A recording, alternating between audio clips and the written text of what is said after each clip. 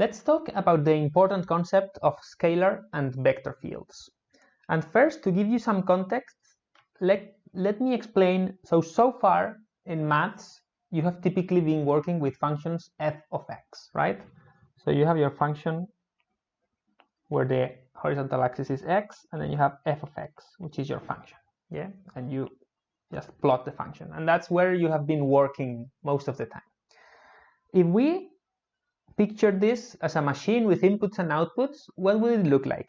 We have x, which is our variable, our input, and then we have this function f, which returns some value that we would call f of x, right? But importantly, this is a number, a scalar, it's one dimension, and this is also another number, another scalar. So these are one-dimensional functions. But the real functions in real life are often different.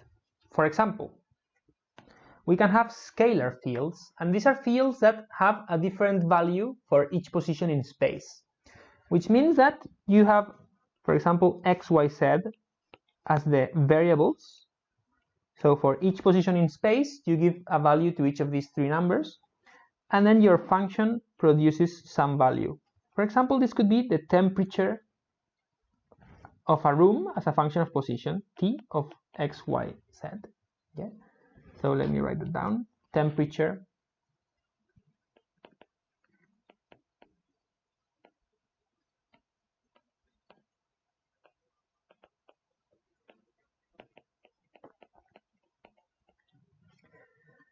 another way to write this would be that this is your input is a position vector, right? And this is being inputted into your function, and you are getting a scalar as a function of the position. Okay? Now, using x, y, z would be using rectangular coordinates, but you could also use, for example, rho, phi, z. Yeah? Or you could use spherical coordinates, which would be r, phi, theta. Yeah, but you always provide these three numbers which indicate which position you are looking at, and then you get the temperature at that position. So that is what we call a scalar field. Now, even more complicated, you can have a vector field. So a vector field is a function that gets these three values, yeah, and then the output is also a vector. Okay, so for example, dx, dy, dz. So this is, for example, the velocity of wind at each location within a certain volume. Okay, so let me write it down.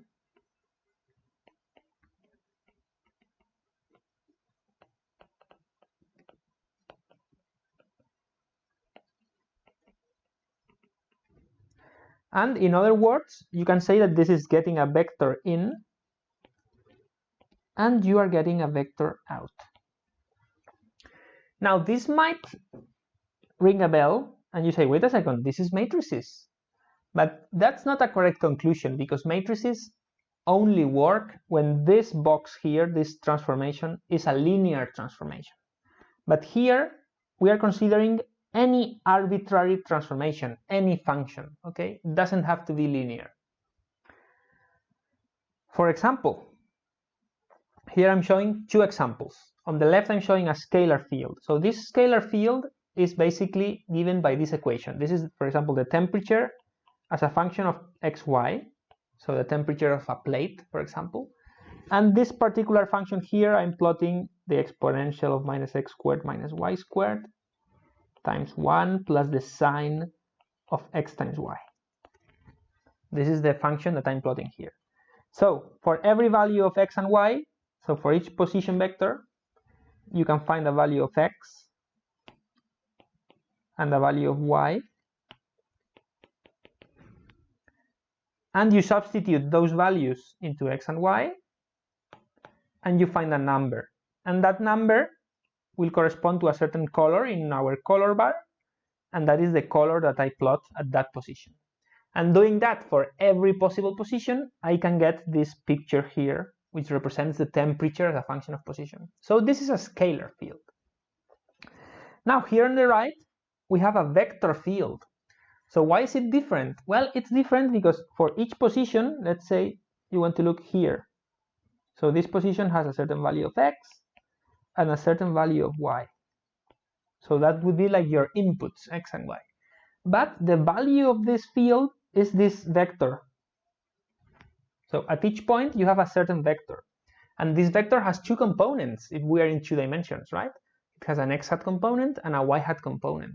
So in essence, this is a vector field because for each position, we have a vector. So the way you usually write this is it's a vector v, which depends on position, x, y. Okay?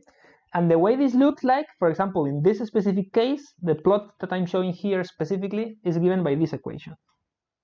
So this was x squared plus y squared plus 1 to the power minus 5/2 times x hat plus y times y hat. If you plot this, I used Mathematica, the software, to plot this, and I got this plot here. Now, if you look at this, how do you know that this is a vector field and not a scalar field? Well, it's almost evident because you have x hat and you have y hat. So you have vectors here. While in the case of a scalar field, there is no vector here. The only thing you have are x and y, which are your inputs. Yeah, x and y are your inputs, and the output is just a scalar, so there is no vector in the output. While for the vector field, you also have the inputs, x, y, z, they are here, but you also have different outputs. You have an x component and a y component. So that would be, all this would be the x component because it's being multiplied by x hat, while all of this together with y, this would be the y component of this field because it is multiplying y hat. Okay, so that's how you can tell if something is a scalar field or a vector field. Now you can start to see why it is so important to add the hats, or if it's a general vector, add the arrows. Yeah, because you cannot, it's a very different thing. This x here is very different from this x hat here. One is a coordinate and the other is a unit vector. Okay, and this is the simplest case because I'm using rectangular coordinates. But once you use polar or cylindrical or spherical, you have the coordinates on one side, which are scalars, and you also have the basis vectors, the e hat, e phi hat, e theta hat, and so on. Yeah, so it's very important to distinguish them. Okay, so now that we know the difference between a scalar field, which is this on the left, and a vector field, let's focus for a while on vector fields, and let's discuss how we can write vector fields using different coordinates and different bases. And let's make sure that we don't confuse both things. So that's what I'm going to explain in the following video.